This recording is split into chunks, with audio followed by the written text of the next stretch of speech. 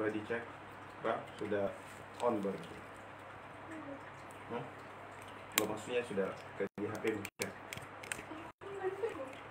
Oh. Apa? Cek ini. Sudah on belum? Kakak bentar, jangan mute. Oh sudah. Sudah. Terlalu ke kiri, Sudah ke atas. kurang ini kan. Ya, dia mau nggak kelihatan. Emang sengaja. Oh gitu.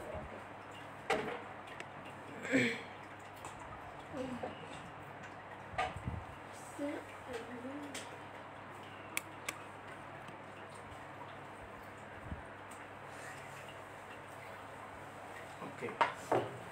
Ya, siap-siap ya.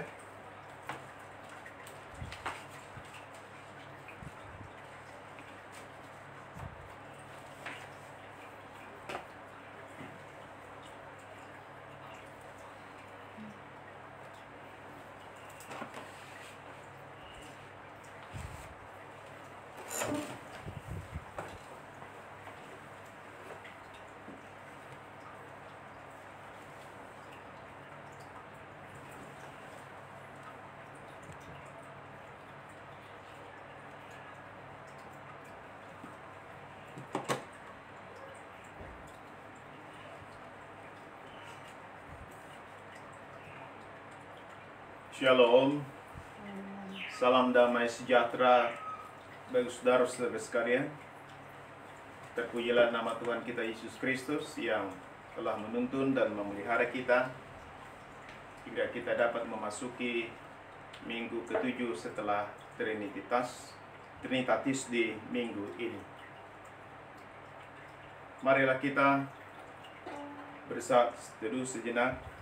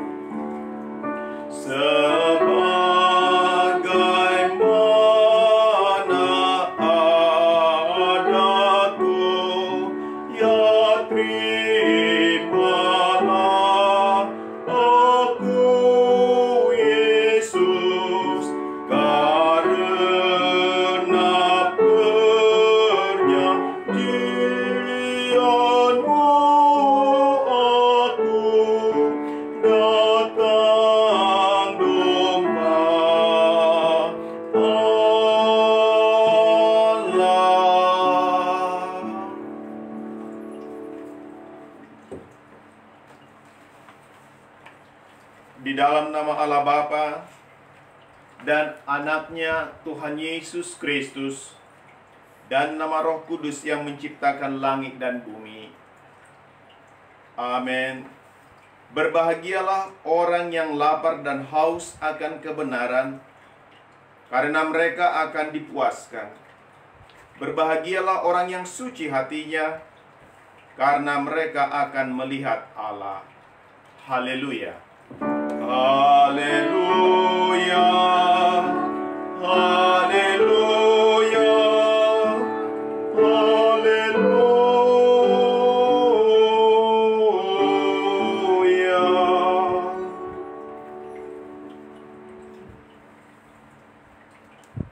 Ya Tuhan Allah Bapa kami yang di surga, berilah bagi kami roh kedamaian dan kebenaran, supaya kami mengerti kehendak-Mu, dan dengan segenap kekuatan kami dapat melakukan kedamaian dan kebenaran itu oleh karena anak-Mu Tuhan Yesus Kristus Tuhan kami. Amin. Kidung Jemaat 15 ayat 1 hingga 3.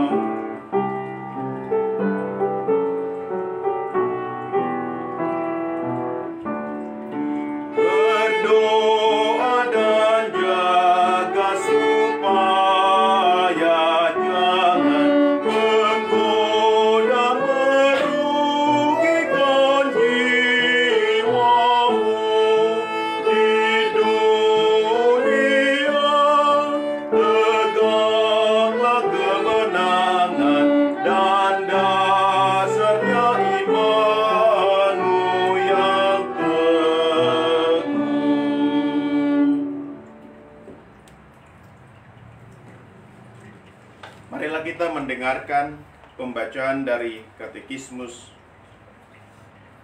dari Dasar Titah Firman yang ke-8 dan artinya yang berbunyi demikian. Jangan mencuri. Apa artinya? Kita harus takut dan cinta kepada Allah sehingga kita tidak mengambil uang atau milik sesama kita, atau mendapatkannya dengan cara yang tidak jujur, melainkan membantu sesama kita untuk meningkatkan dan menjaga harta milik dan penghasilannya. Demikianlah firman Tuhan. Marilah kita memohon kekuatan dari Tuhan untuk melakukan firman-Nya. Ya Tuhan Allah, berikanlah kami kekuatan untuk melakukan firman-Mu. Amin. Kidung Jemaat 39 ayat 1 dan 2.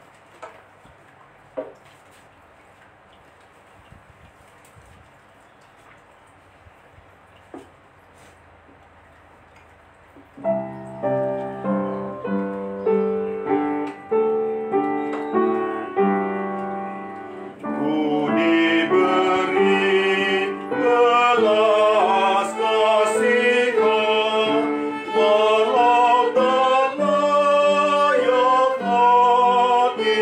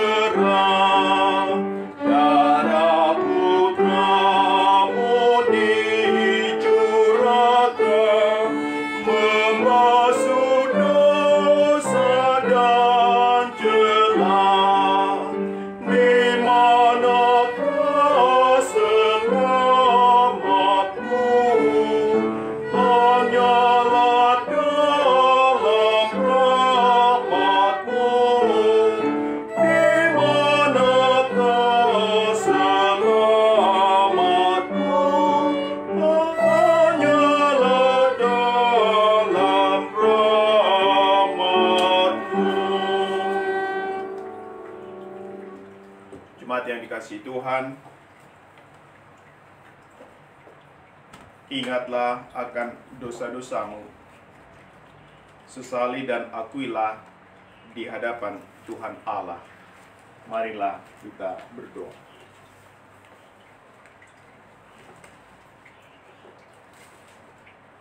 Ya Tuhan Allah, Bapa kami yang Maha Kuasa, Engkau mengasihi kami orang yang hina dan tercela ini. Kami datang ke hadapan-Mu mengaku segala dosa dan kesalahan kami. Sejak dilahirkan kami sudah bergelimang di dalam dosa. Kami tersesat dan menyimpang dari jalan Tuhan. Kami sering melanggar hukum-Mu. Ya Tuhan kami, janganlah mengingat dosa dan pelanggaran kami pada masa muda, tetapi ingatlah kepada kami sesuai dengan kasih setia-Mu, oleh karena kemurahan-Mu. Ya Tuhan, lapangkanlah hati-Mu terhadap kami orang berdosa ini. Di dalam nama anak-Mu Yesus Kristus Tuhan kami yang hidup, yang memerintah bersama Engkau dan Roh Kudus, Allah yang esa dulu sejak permulaan, kini dan selamanya. Amin. Tuhan kasihani, Kristus kasihani, Tuhan kasihani kami. Saya adalah hamba Tuhan yang menyampaikan firman-Nya kepadamu. Percayalah, di dalam nama Allah Bapa dan Anak-Nya Tuhan Yesus Kristus dan nama Roh Kudus, saya menyatakan dosamu sudah diampuni.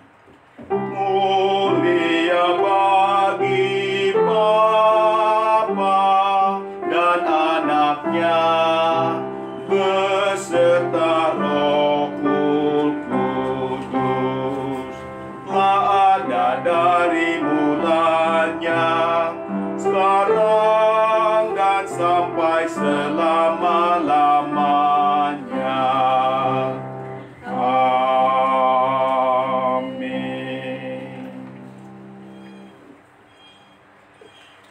Dengarkanlah firman Allah yang tertulis dalam Perjanjian Lama, Mazmur 24 ayat 1 hingga ke-10. Demikian firman Tuhan.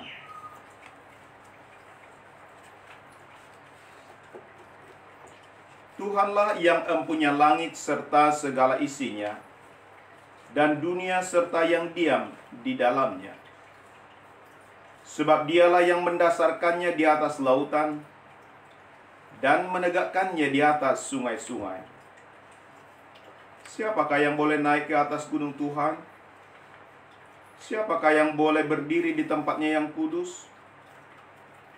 Orang yang bersih tangannya dan murni hatinya, yang tidak menyerahkan dirinya kepada penipuan dan yang tidak bersumpah palsu. Dialah yang akan menerima berkat dari Tuhan dan keadilan dari Allah yang menyelamatkan dia. Itulah angkatan orang-orang yang menanyakan dia, yang mencari wajah-Mu, ya Allah Yakub. Angkatlah kepalamu, hai pintu-pintu gerbang, dan terangkanlah kamu, hai pintu-pintu yang berabad-abad, supaya masuk Raja kemuliaan. Siapakah itu Raja kemuliaan? Tuhan jaya dan perkasa. Tuhan perkasa dalam peperangan. Angkatlah kepalamu, hai pintu-pintu gerbang, dan terangkanlah kamu, hai pintu-pintu yang berabad-abad, supaya masuk Raja kemuliaan. Siapakah dia itu Raja kemuliaan? Tuhan semesta alam. Dialah Raja kemuliaan. Inilah firman Tuhan. Pembacaan yang kedua atau epistel tertulis dalam Efesus pasal 1 ayat 3 hingga 14. Demikian firman Tuhan. Terpujilah Allah dan Bapa Tuhan kita Yesus Kristus, yang dalam Kristus telah mengaruniakan kepada kita segala berkat rohani di dalam sorga. Sebab di dalam Dia Allah telah memilih kita sebelum dunia dijadikan, supaya kita kudus dan tak bercacat di hadapan-Nya. Dalam kasih Ia telah menentukan kita dari semula oleh Yesus Kristus untuk menjadi anak-anak-Nya, sesuai dengan kerelaan kehendak-Nya, supaya terpujilah kasih karunia-Nya yang mulia, yang dikaruniakannya kepada kita di dalam Dia yang dikasihinya. Sebab di dalam Dia dan oleh darah-Nya kita beroleh penebusan, yaitu pengampunan dosa, menurut kekayaan kasih karunia-Nya yang dilimpahkannya kepada kita dalam segala hikmat dan pengertian. Sebab Ia telah menyatakan rahasia kehendak-Nya kepada kita, sesuai dengan rencana kerelaan-Nya, yaitu rencana kerelaan yang dari semula telah ditetapkannya di dalam Kristus, sebagai persiapan kegenapan waktu untuk mempersatukan di dalam Kristus sebagai kepala segala sesuatu, baik yang di sorga maupun yang di bumi. Aku katakan di dalam Kristus, karena di dalam Dialah kami mendapat bagian yang dijanjikan. Kami yang dari semula ditentukan untuk menerima bagian itu, sesuai dengan maksud Allah, yang di dalam segala sesuatu bekerja menurut keputusan kehendak-Nya, supaya kami yang sebelumnya telah menaruh harapan pada Kristus boleh menjadi puji-pujian bagi kemuliaan-Nya. Di dalam Dia kamu juga, karena kamu telah mendengar firman kebenaran, yaitu Injil keselamatanmu. Di dalam Dia kamu juga, ketika kamu percaya, dimeteraikan dengan Roh Kudus yang dijanjikannya itu. Dan Roh Kudus itu adalah jaminan bagian kita, supaya kita memperoleh seluruhnya, yaitu penebusan yang menjadikan kita milik Allah untuk memuji kemuliaan-Nya. Inilah firman Tuhan. Marilah kita bangkit berdiri menyambut Injil Kristus.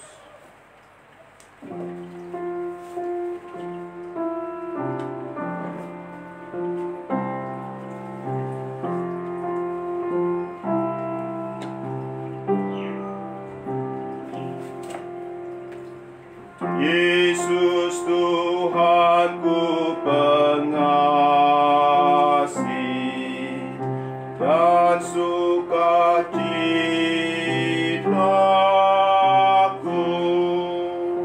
yang mengampuni dosaku dan penghiburanku, kasih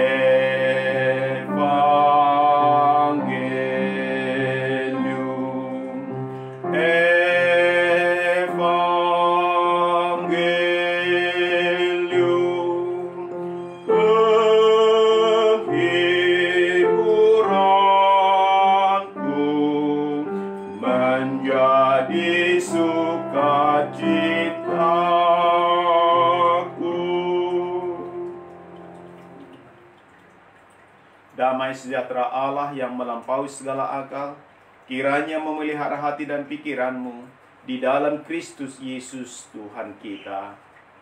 Amin. Injil Kristus tertulis dalam Markus pasal 6 ayat 14 hingga 29.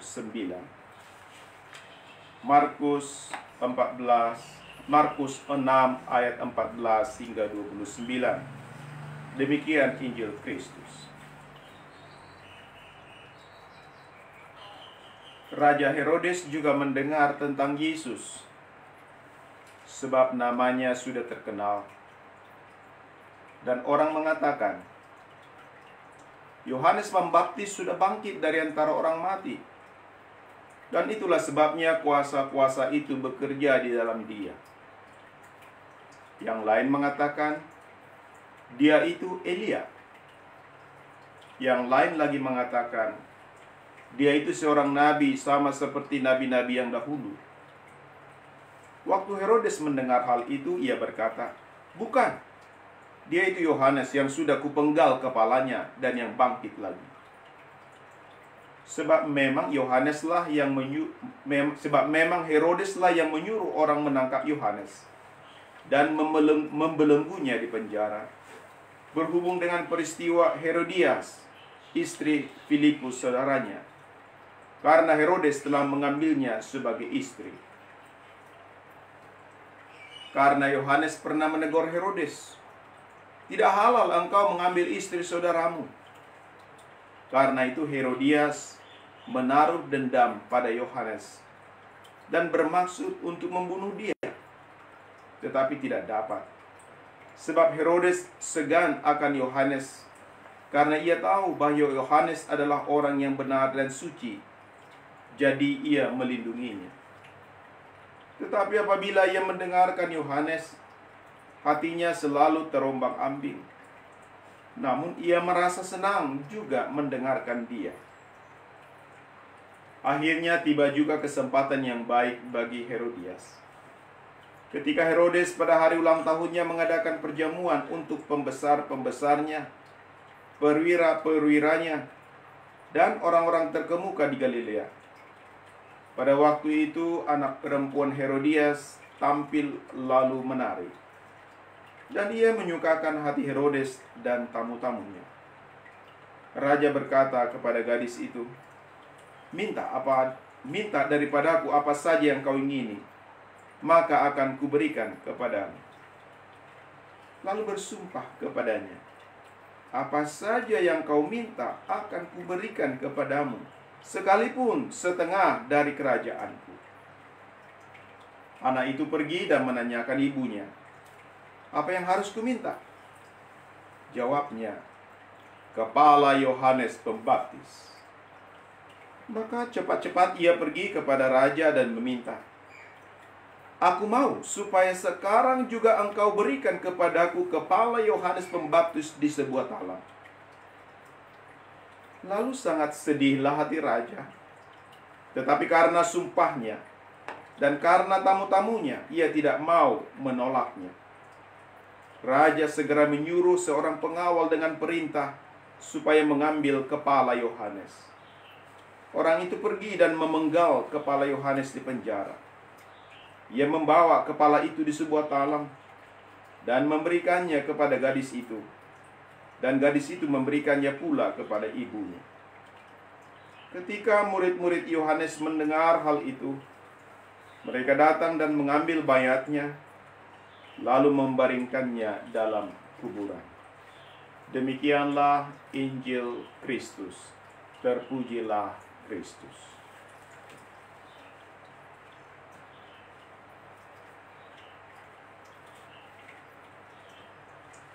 Saudara-saudara yang dikasihi oleh Tuhan kita Yesus Kristus, minggu ini disebut minggu ke-7 setelah Trinitatis. Dan minggu yang lalu adalah minggu yang ke-6. Dan di minggu yang lalu kita mendengar bahwa jemaat besar di rumah ibadat yang ada di Nazaret mereka takjub ketika mendengar pengajaran Yesus. Akan tetapi mereka kecewa dan menolak Dia atau tersinggung oleh karena tersandung. Mereka kecewa dan menolak Dia oleh karena mereka sulit menerima kenyataan ini, yakni bahwa mereka tahu siapa Yesus, dari mana asal-usulnya, siapa keluarganya, dan apa yang dikerjakannya. Dengan kata lain, pengetahuan atau pengenalan mereka tentang Yesus telah menjadi penghalang atau rintangan bagi mereka untuk menerima dan mengakui realitas Yesus yang memiliki hikmat luar biasa dan yang mampu mengadakan mujizat-mujizat seperti yang mereka telah dengar. Namun meskipun ditolak di tempat di mana Yesus dibesarkan, Yesus tidak berhenti melakukan pengajaran dan pemberitaan Injil. Bahkan Dia memanggil dan mengutus ke-12 muridnya berdua-dua untuk memberitakan bahwa orang harus bertobat. Memberitakan bahwa orang harus bertobat. Ia juga memperlengkapi mereka dengan memberi kuasa pada mereka atas roh-roh jahat. Dan di minggu ini kita masih akan mendengar kelanjutan dari minggu yang lalu.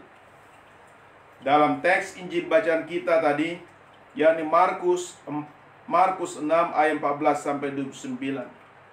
Di sana diceritakan bahwa Raja Herodes juga mendengar tentang Yesus. Demikianlah dikatakan di ayat 14. Raja Herodes juga mendengar tentang Yesus, sebab namanya sudah terkenal. Herodes juga mendengar tentang Yesus, dan bahwa nama Yesus itu sudah terkenal di mana-mana. Kemudian di kalangan orang-orang yang sudah mendengarnya, yang sudah mendengar tentang Yesus ini, timbul pertanyaan di antara mereka. Dan mereka saling bertanya, siapakah Yesus ini? Di antara mereka ada yang mengatakan bahwa Yesus itu adalah Yohanes Pembaptis yang sudah bangkit dari antara orang mati. Ada sebagian orang yang mengatakan demikian. Tapi ada juga yang mengatakan Yesus itu adalah Elia,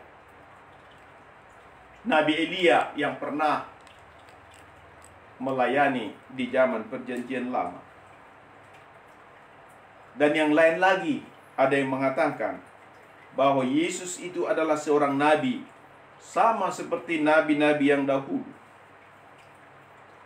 Ketika Herodes mendengar pendapat yang beragam ini, dia mengatakan dan menegaskan bahwa Yesus itu adalah Yohanes yang sudah ia penggal kepalanya dan yang bangkit lagi.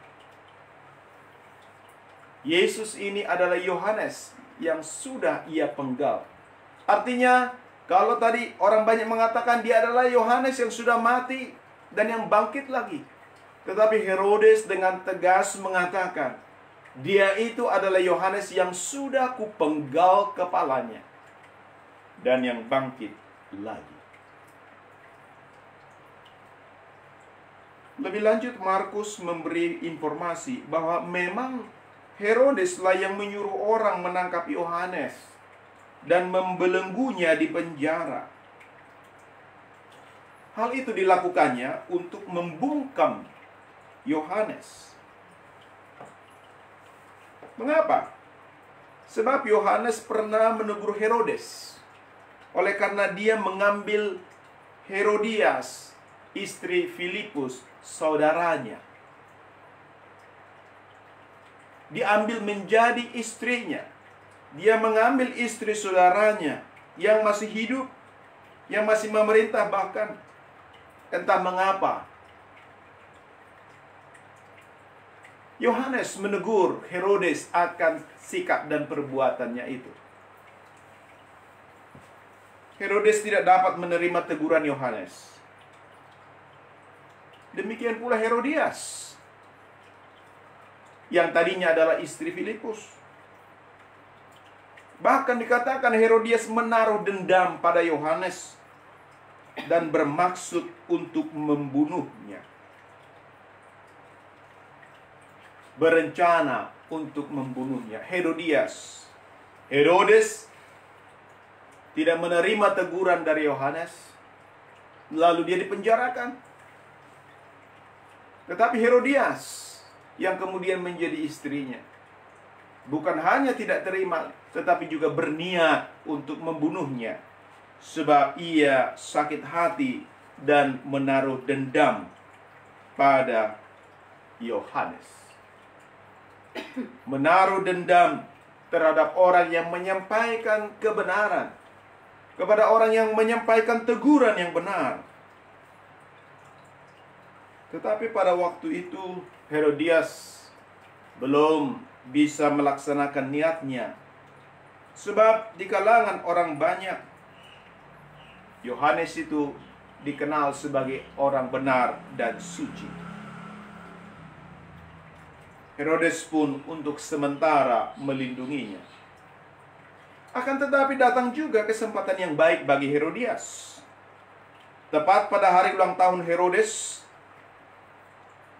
dia mengadakan perjamuan dengan mengundang pembesar-pembesarnya, perwira-perwiranya, dan juga orang-orang terkemuka di Galilea.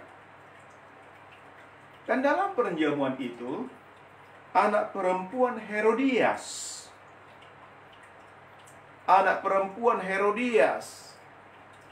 tampil menari dan menyukakan hati Herodes dan hati tamu-tamunya. Kemudian, secara spontan, atau bisa jadi juga sudah direncanakan, Herodes mengatakan kepada gadis itu bahwa ia akan memberikan apa saja yang dimintanya. Bahkan Herodes bersumpah bahwa ia akan memberikan sekalipun yang dimintanya itu adalah setengah dari kerajaannya. Tentu kita bertanya-tanya, benarkah? Sungguhkah serius Herodes akan memberikan setengah dari kerajaannya seandainya gadis yang menyukakan hatinya itu memintanya?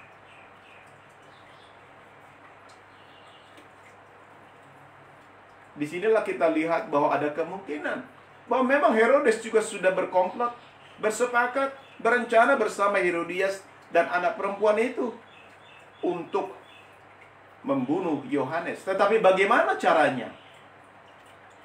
Supaya cara itu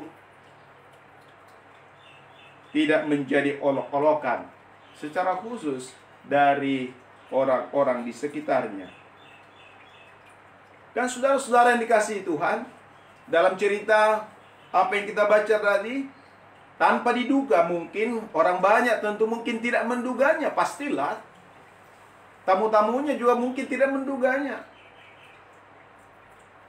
Yang diminta anak perempuan itu adalah sesuatu yang sangat tidak lazim. Bahkan sesuatu yang sangat mengerikan. Dia mengatakan, aku mau kepala Yohanes Pembaptis. Dia meminta kepala Yohanes Pembaptis. Memang setelah bertanya kepada ibunya, dia meminta, saya mau saat ini juga supaya kepala Yohanes diberikan di sebuah talam. Saat ini juga.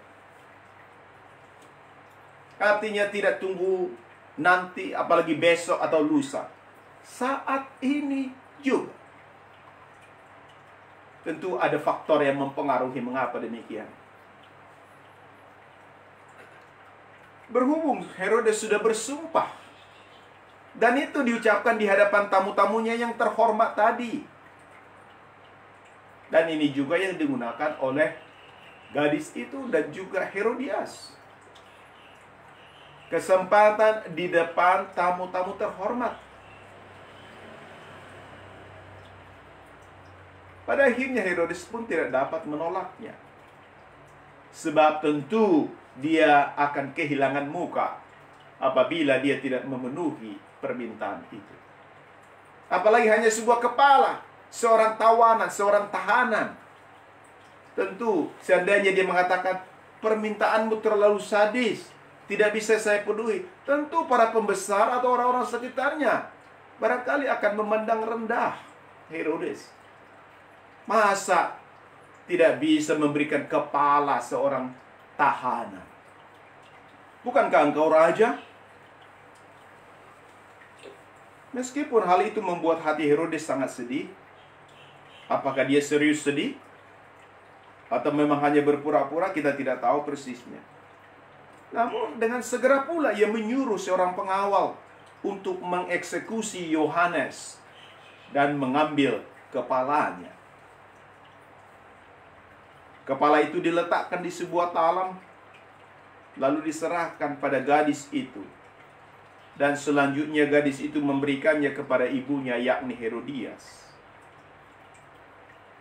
Kita bisa membayangkan ketika Yohanes dibunuh, dipenggal kepalanya, ditaruh di sebuah talam, dibawa oleh pengawal, diserahkan kepada gadis itu,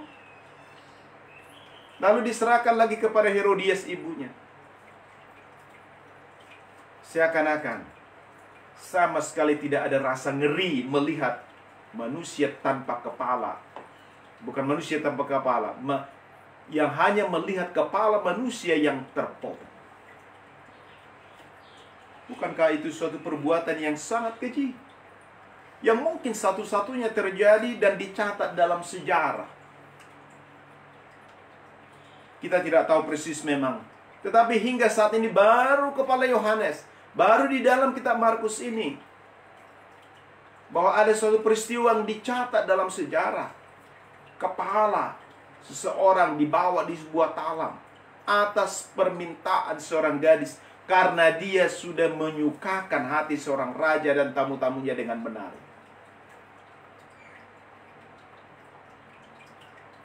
Sesuatu yang sangat mengerikan, sangat keji. Saudara yang dikasihi Tuhan, sebenarnya tidak banyak juga, bukan sesuatu yang tidak terjadi lagi di masa kini, meskipun dengan cara yang lain. Bagaimana orang bisa akhirnya dicelakakan, dihukum, bahkan dibunuh oleh karena menyampaikan berita kebenaran. Cerita penginjil Markus tentang Herodes yang memenggal kepala Yohanes ketika itu adalah suatu peristiwa yang sudah berlalu. Artinya Markus menuliskan cerita ini, dan cerita ini sudah berlalu beberapa waktu lamanya. Namun di sini Markus memunculkannya. Dan bagaimanakah Markus memunculkan cerita ini?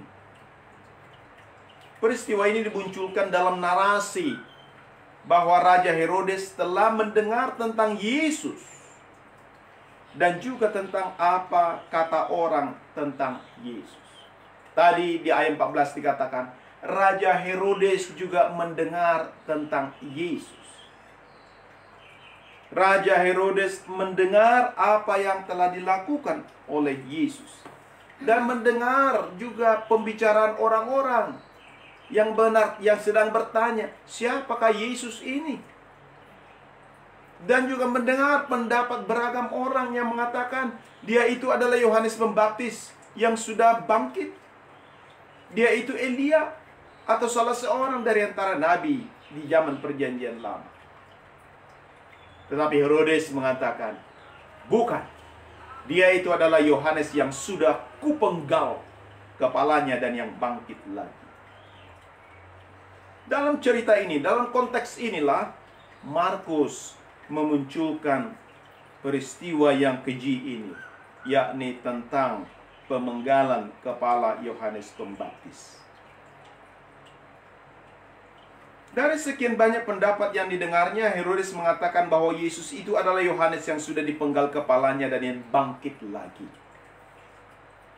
Dan dalam konteks inilah cerita ini dimunculkan oleh Markus. Oleh karena itu kita patut bertanya, mengapa cerita pemenggalan kepala Yohanes begitu ditonjolkan di sini? Kalau kita membaca dari ayat 14 sampai 29 tadi Markus 6. Lebih banyak cerita tentang pemenggalan Yohanes. Cerita tentang Herodes dalam kaitannya dengan Yohanes dan Herodias. Bukan berbicara tentang Yesus. Namun, cerita ini disampaikan dalam konteks di mana Yesus pertama sudah ditolak di Nazaret. Kemudian dia ditolak oleh karena mereka tidak dapat menerima apa yang Yesus miliki, apa yang Yesus ajarkan, seperti yang mereka ketahui bahwa Yesus ini bukanlah orang yang asing bagi mereka dari segi pengenalan mereka. Sebab mereka tahu saudara-saudaranya, mereka tahu siapa ibunya. Tetapi bagaimana mungkin? Bagaimana dia bisa memiliki hikmat yang luar biasa? Bagaimana dia bisa melakukan mujizat-mujizat seperti yang mereka dengar? Akhirnya dikatakan mereka kecewa dan menolak dia. Mereka mendengar apa yang diajarkan Yesus. Bahkan mereka juga melihat Yesus. Kemudian Raja Herodes juga mendengar tentang Yesus. Tadi dikatakan, mendengar apa yang diajarkan Yesus, mendengar apa yang dilakukan Yesus. Sehingga muncul juga pertanyaan-pertanyaan di kalangan masyarakat, dikatakan. Dan dia mengatakan, Herodes mengatakan, dia itu adalah Yohanes yang sudah kupenggal kepalanya. Saudara yang dikasihi Tuhan Yesus Kristus, dalam pemberitaan minggu yang lalu, kita juga mendengar bahwa Tuhan Yesus memanggil dan mengutus ke-12 muridnya untuk memberitakan bahwa orang harus bertobat. Untuk memberitakan bahwa orang harus bertobat. Kemudian ke-12 murid itu diutus berdua-dua. Dan mereka juga diperlengkapi dengan kuasa untuk mengusir setan. Dan untuk menyembuhkan orang dengan mengoleskan minyak. Kita tahu bahwa sejak awal pelayanannya, Yohanes Pembaptis selalu menyampaikan berita pertobatan dan pengampunan dosa. Dia menyerukan, Yohanes Pembaptis menyerukan dalam pelayanannya, bertobatlah dan berilah dirimu dibaptis, dan Allah akan mengampuni dosamu. Demikian dikatakannya di dalam Markus 1 ayat 4. Demikian pula dengan Tuhan Yesus dalam pemberitaannya adalah tentang pertobatan dan pengampunan dosa. Juga di Markus 1 ayat 15. Yesus mengatakan, bertobatlah dan percayalah kepada Injil. Ketika Yohanes menyampaikan seruan pertobatan, banyak orang yang memberi respon positif dan memberi diri dibaptis. Tetapi sebelum mereka dibaptis, ia lebih dahulu menegur akan dosa-dosa mereka. Bahkan tidak segan-segan Yohanes menyapa orang banyak itu sebagai keturunan ular beludak. Suatu teguran yang keras tentunya. Hai kamu keturunan ular beludak. Keturunan ular yang mematikan. Artinya mereka disapa demikian adalah karena orang-orang jahat, orang-orang berdosa. Ia juga mengatakan kepada mereka bahwa mereka tidak dapat melarikan diri dari murka yang akan datang. Kemudian orang banyak itu pun bertanya kepadanya, apakah yang harus kami perbuat? Lalu Yohanes mengatakan, agar mereka berbuat kasih dengan berbagi pada sesama yang berkekurangan. berbuat kasih, dengan berbagi pada sesama yang berkekurangan. Di antara orang banyak itu ada juga pemungut cukai yang datang untuk dibaptis. Dan mereka juga bertanya, apa yang harus kami perbuat? Yohanes menjawab agar mereka tidak menagih lebih banyak dari yang telah ditentukan. Ada pula prajurit-prajurit atau para tentara dan menanyakan hal yang sama. Yohanes mengatakan kepada mereka agar jangan merampas dan jangan memeras. Mereka harus mencukupkan diri dengan gaji mereka. Demikianlah bagaimana Yohanes menyerukan pertobatan kepada semua orang. Bertobat dari dosanya, bertobat dari tingkah lakunya, bertobat dari segala kejahatannya, dan ditegur mulai dari rakyat biasa yang memiliki banyak tetapi tidak mau berbagi, yang hanya mementingkan diri sendiri. Tetapi dia juga menegur para pejabat, dia menegur pemungut cukai, dia menegur pemungut pajak, karyawan pajak, pejabat pajak. Dia juga menegur para tentara, para perwira, para jenderal. Dia menegur dengan keras. Dan mereka bertanya, kalau begitu apa yang harus kami lakukan? Demikianlah tadi bagaimana Yohanes memberikan jawaban. Cukupkanlah dirimu dengan gajimu. Jangan menagih lebih dari yang ditentukan. Mereka memberi diri dibaptis, mereka bertobat, dan mereka menerima pengampunan dari Allah. Akan tetapi tibalah juga akhirnya giliran Herodes. Yohanes menegur Herodes oleh karena Herodes mengambil istri saudaranya yang bernama Herodias. Dan karena segala kejahatan lain yang dilakukan oleh Herodes, Herodes ini tidak bisa menerima teguran Yohanes. Rupanya Herodes hanya senang mendengar ketika Yohanes menegur orang banyak, menegur pemungut cukai dan para tentara. Tetapi ketika dirinya yang ditegur, maka dengan segera Yohanes dibungkam dengan cara ditangkap dan dimasukkan ke dalam penjara. Dibungkam dan dimasukkan ke dalam penjara. Dan ini saudara-saudara adalah hal yang lazim terjadi hingga zaman ini, saudara-saudara. Di mana kita sering begitu sulit menegur orang sesama kita yang melakukan kesalahan.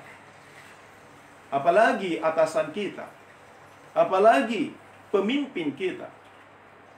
Kita cenderung menjadi takut. Atau bisa jadi juga kita hanya terlibat, terbawa ke dalam permainannya, sehingga tahu sama tahu. Dan kalau ada orang yang berani menegur, maka biasanya dia akan disingkirkan. Atau bahkan bisa jadi dicelakakan. Seperti mungkin yang pernah juga kita tahu, atau ada yang kita tahu bahwa itu bisa terjadi. Orang yang tidak melakukan suatu kejahatan, tapi dia bisa dituduh melakukan kejahatan hanya karena dia mengatakan kebenaran.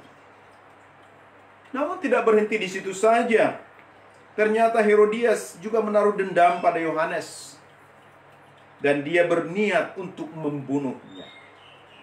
Niat jahat Herodias itu dapat terlaksana ketika Herodes sedang mengadakan perjamuan di hari ulang tahunnya untuk pembesar-pembesarnya, perwira-perwiranya, dan orang-orang terkemuka di Galilea. Yohanes Pembaptis akhirnya dibunuh dengan cara keji oleh karena pemberitaannya yang mengatakan bertobatlah. Demikianlah cerita ini dimaksudkan untuk mengingatkan para murid dan juga jemaat kepada siapa Injil ini dituliskan, bahwa dalam pemberitaan pertobatan dan pengampunan dosa, yakni dalam pemberitaan Taurat, karena Taurat itu selalu menuduh kita, membongkar dosa kita. Dan orang sering tidak mau dosanya ditegur. Dan orang yang memberitakan Tauratnya, memberitakan akan kebenaran, akan mengalami tentangan, dan banyak hal yang lain. Tetapi tidak berhenti di situ. Injil Kristus juga diberitakan, yaitu pengampunan. Sesungguhnya setiap orang berdosa. Dan sebesar apapun dosa kita, sesungguhnya Allah berkenan datang mengampuni kita. Allah mau mengampuni kita jika kita bertobat. Saudara yang dikasihi Tuhan,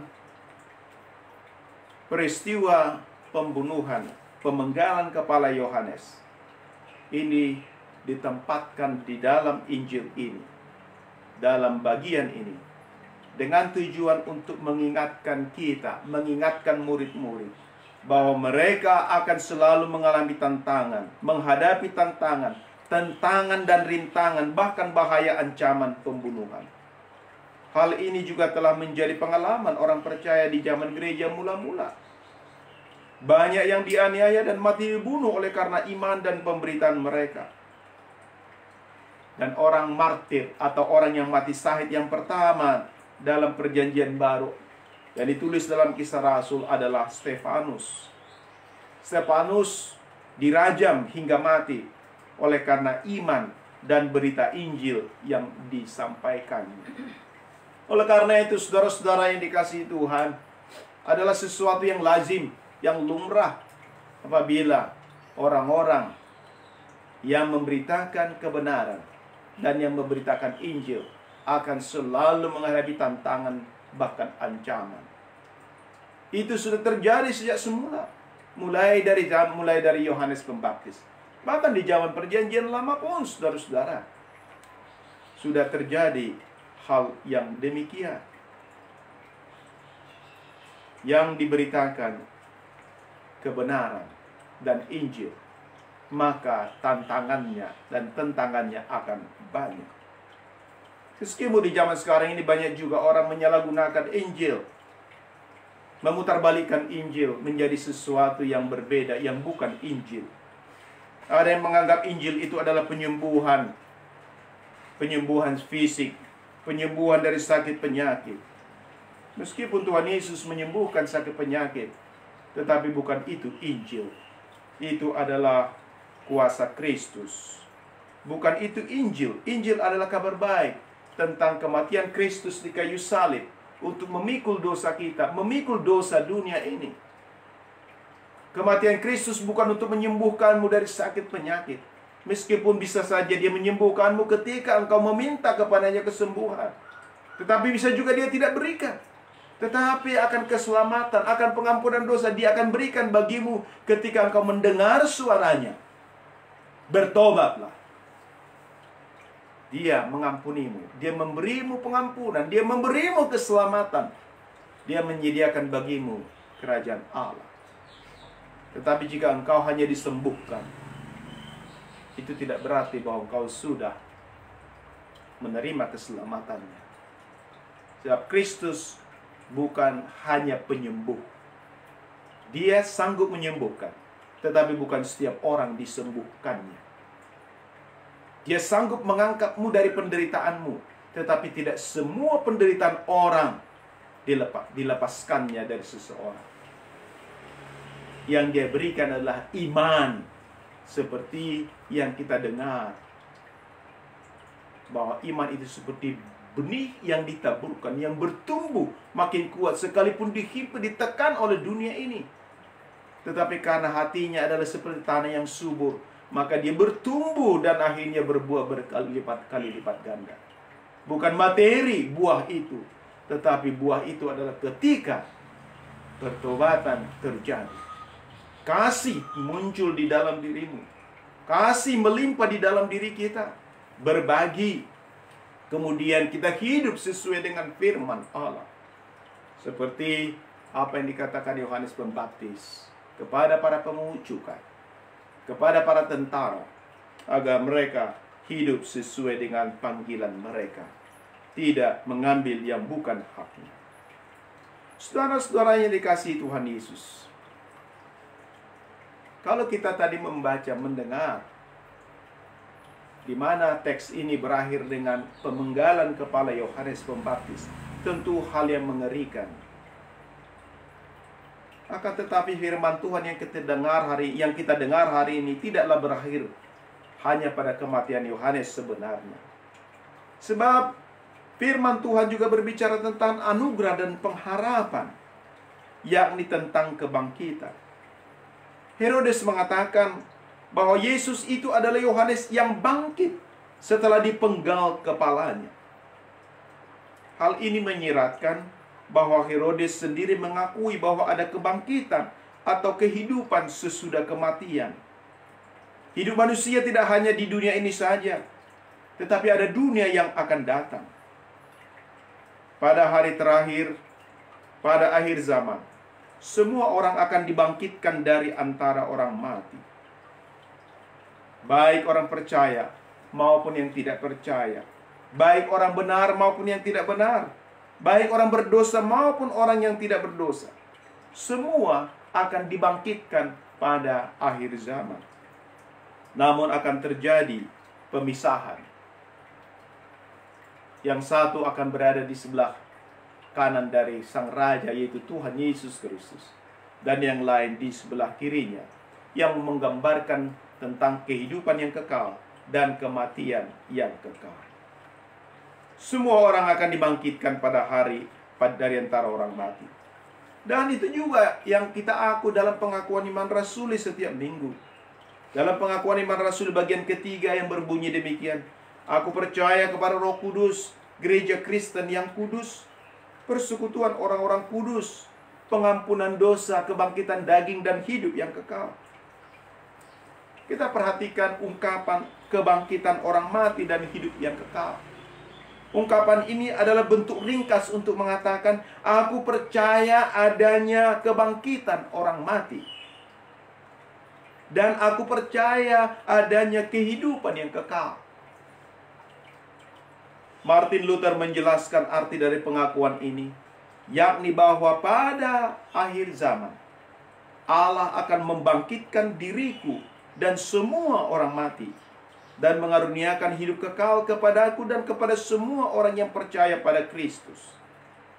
Itu berarti bahwa kematian orang percaya, sekalipun itu oleh karena penganiayaan, penderitaan, atau pembunuhan, bukanlah hal yang sia-sia. Sebab ada janji kebangkitan untuk beroleh kehidupan yang kekal. Karena itu adalah sesuatu yang wajar ketika Paulus mengatakan, bagiku hidup adalah Kristus dan mati adalah keuntungan.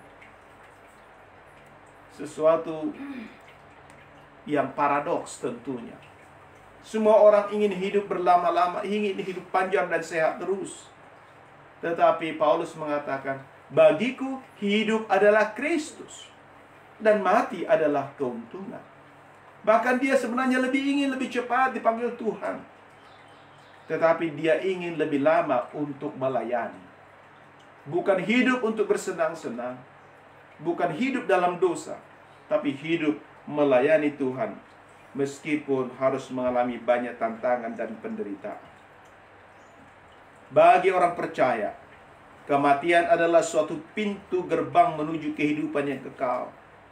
Mengenai orang-orang mati dianiaya oleh karena imannya, yakni para martir, Bapak gereja yang bernama Tertullianus, Justinus Tertullianus pernah mengatakan bahwa darah mereka, darah para martir itu adalah benih gereja. Dan hal ini sudah terjadi sejak zaman gereja mula-mula.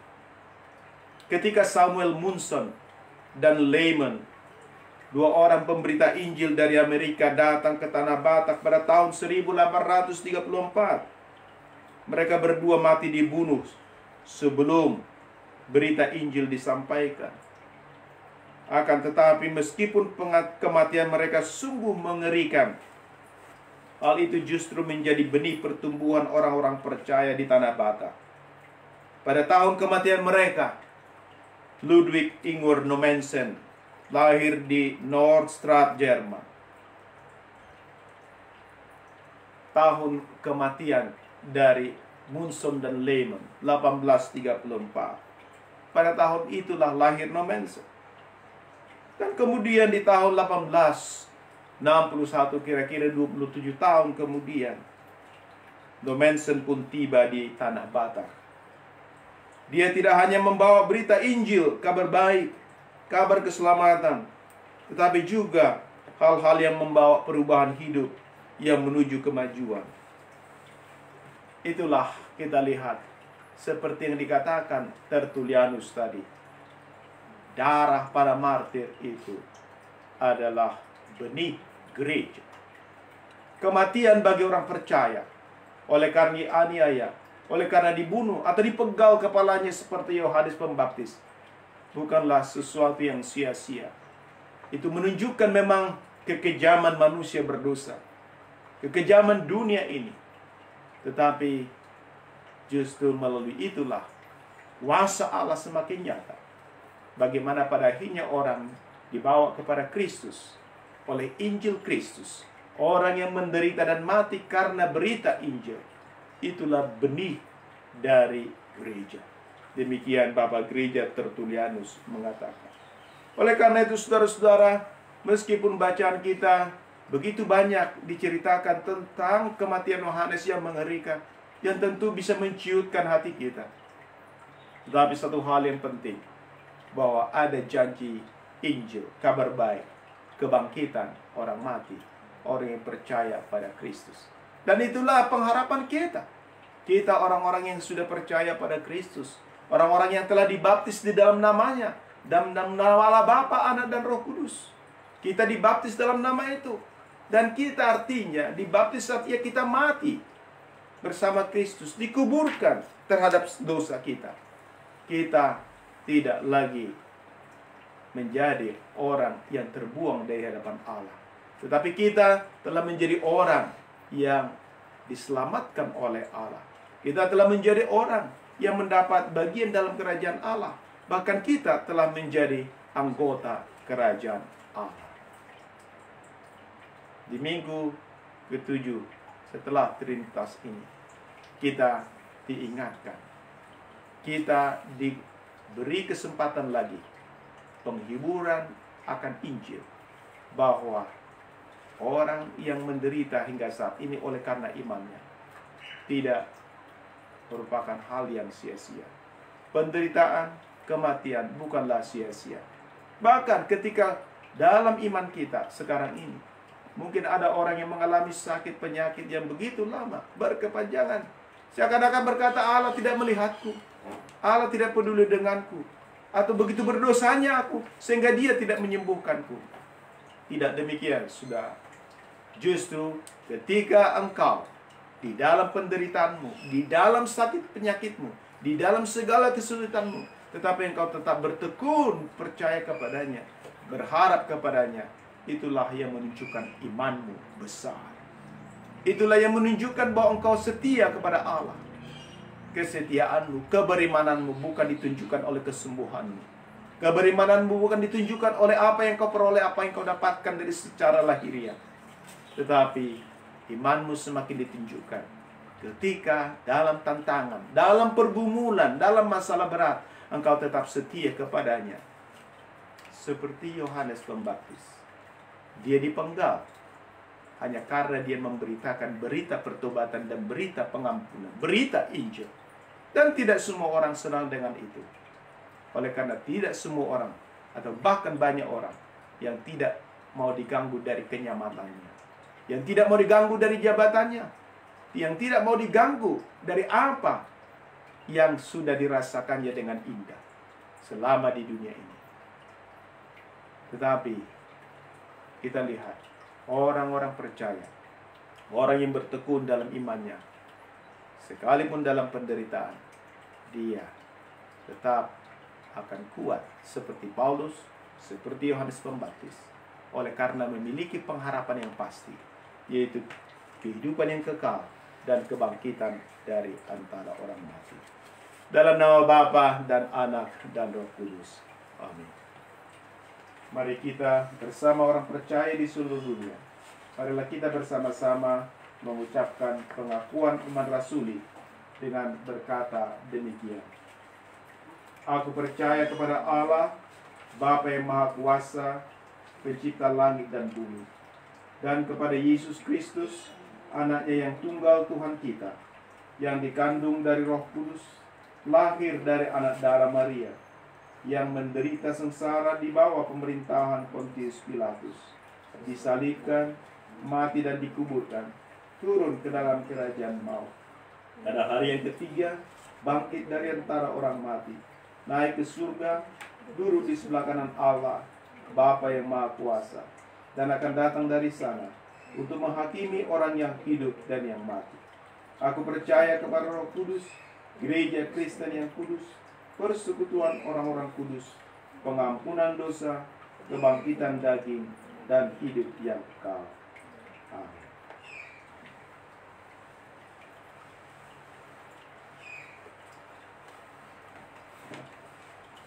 Mari kita bernyanyi dari Kidung Jemaat nomor 361.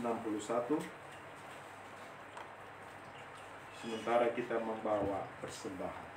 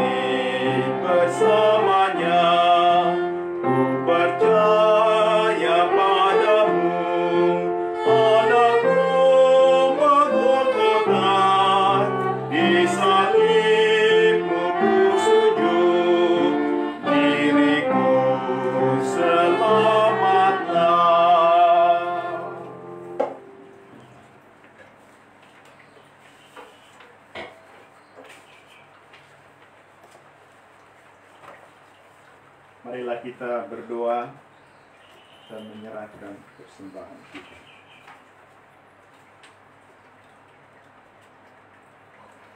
Ya Allah Bapa kami yang di surga, kami mengaku bahwa Engkau adalah sumber dari segala karunia yang melimpah dalam kehidupan kami masing-masing. Sebagian daripada karunia itu kami serahkan kembali sebagai persembahan kepada Tuhan. Terimalah dan berkatilah persembahan umat-Mu ini, agar dapat kami pergunakan untuk pekerjaan dan pelayanan kerajaan-Mu di dunia ini. Bukalah hati kami untuk mengenal betapa banyak berkat dan karunia yang kami peroleh dari Tuhan, supaya kami senantiasa bersyukur kepadamu, di dalam nama Yesus Kristus Tuhan kami. Amin. Terimalah Tuhan persembahan ini, karena berkat anugerah-Mu seluruh hidupku. Amin.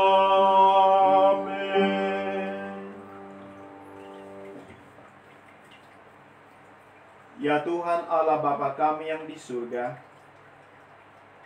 kami berdoa untuk bangsa dan negara kami. Kami memohon anugerah dan belas kasihan-Mu,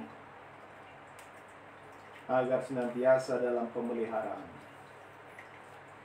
Kami mohon Engkau memberkati presiden kami, demikian juga semua aparat hingga yang terendah, agar mereka Tuhan dapat melakukan tugas mereka dengan benar dan baik, sehingga Tuhan membawa kesejahteraan bagi seluruh rakyat Indonesia. Kami juga berdoa Tuhan untuk hamba-hamba-Mu para pelayan. Kami berdoa untuk Bishop GKI, Bishop Ezra Sinar. Kami berdoa untuk para pendeta yang melayani di jemaat-Mu, dan juga hamba-hamba-Mu dimanapun Tuhan. Kiranya Engkau memberkati mereka, dia menjalankan tugas dan tanggung jawab yang Tuhan percayakan, secara khusus dalam memberitakan berita pertobatan dan berita Injil-Mu, berita pertobatan dan pengampunan dosa yang dari Engkau, supaya kami para hamba-Mu Tuhan dengan setia melayani Engkau, kendati pun ada banyak tantangan, cobaan, pergumulan, bahkan penyimpangan Tuhan, dan penderitaan. Mampukanlah semua para pelayan, agar itu senantiasa tertuju hati dan pikirannya kepada Tuhan, bukan kepada hal-hal yang ada di dunia ini, tetapi kepada jiwa yang membutuhkan anugerah keselamatan dan pengampunan dosa dari Allah. Berkati setiap hamba-Mu dimanapun Tuhan, para pelayan-Mu, gereja-Mu dimanapun Tuhan. Kiranya Tuhan memberkati mereka. Tuhan, kami juga berdoa untuk anggota jemaat-Mu. Berilah Tuhan kesetiaan untuk mengikut Engkau di tengah-tengah segala tantangan dan pergumulan hidup di dunia ini. Bapa, berilah mereka iman yang teguh, sehingga Tuhan, di dalam situasi yang sulit sekalipun, mereka tetap setia berbakti kepadamu, setia percaya kepadamu dan mengandalkan Engkau, serta senantiasa terus berpegang teguh pada pengharapan yang hidup, kan kehidupan yang kekal, dan juga kekuatan ketika Tuhan akan datang untuk membangkitkan semua orang dari antara orang mati dan memberikan kehidupan kekal bagi yang percaya, tetapi penghukuman yang kekal bagi yang tidak percaya. Bapa Surgawi, kiranya Tuhan mendengarkan seruan permohonan kami. Bapa di surga, kami berdoa juga Tuhan untuk saudara-saudara kami yang sedang dalam keadaan sakit pada saat ini, secara khusus karena pandemi COVID-19. Kami mohon anugerah untuk semua mereka, biarlah Tuhan menjamah, memberikan kesembuhan, baik melalui medis ataupun Tuhan melalui makanan, agar mereka boleh Tuhan dipulihkan. Dan kami bersyukur untuk mereka yang Tuhan sudah sembuhkan. Biarlah Tuhan memberikan terus kepada mereka kesehatan. Dan berdoa untuk para tenaga medis, para dokter dan juga para perawat, bahkan staf administrasi, semua pelihara mereka, lindungi mereka Tuhan dalam menolong orang-orang yang sedang menderita sakit. Kiranya Tuhan memberkati mereka masing-masing. Dan berdoa Tuhan saudara-saudara kami yang dalam pergumulan hidup, oleh karena situasi COVID sekarang, oleh karena penerapan pembatasan kegiatan masyarakat, sehingga ada banyak tentu Tuhan yang mengalami kesulitan untuk memperoleh kebutuhan hidup sehari-hari. Kami mohon pertolongan-Mu ya Bapa. Berilah kepada mereka ya Tuhan. Cukupkanlah kebutuhan mereka. Dan tolonglah supaya pemerintah kami juga dapat menolong mereka. Dan juga orang-orang sekitar Tuhan yang memiliki lebih, agar dapat juga berbagi untuk mereka. Kiranya Engkau menolongnya Tuhan.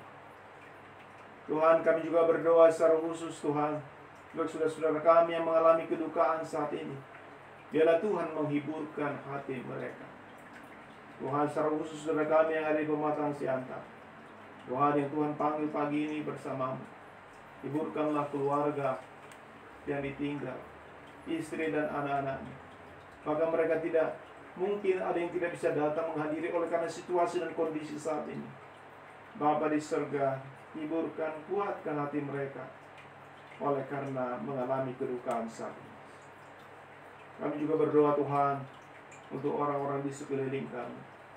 Ya Tuhan juga melindungi dan memberkati mereka. Tuhan, dengarlah doa kami yang kami naikkan hanya di dalam nama anak-Mu Yesus Kristus, Tuhan dan Juru Selamat kami yang hidup, yang telah mengajar kami berdoa. Bapa kami yang di surga, dikuduskanlah nama-Mu, datanglah kerajaan-Mu, jadilah kehendak-Mu di bumi seperti di surga.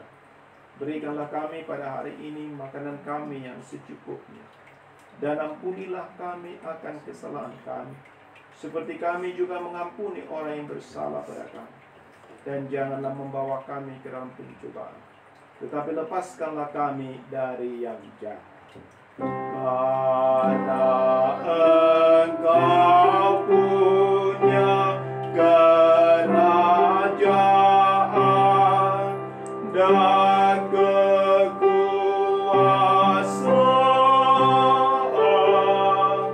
dan kemuliaan sampai selama-lamanya. Amin.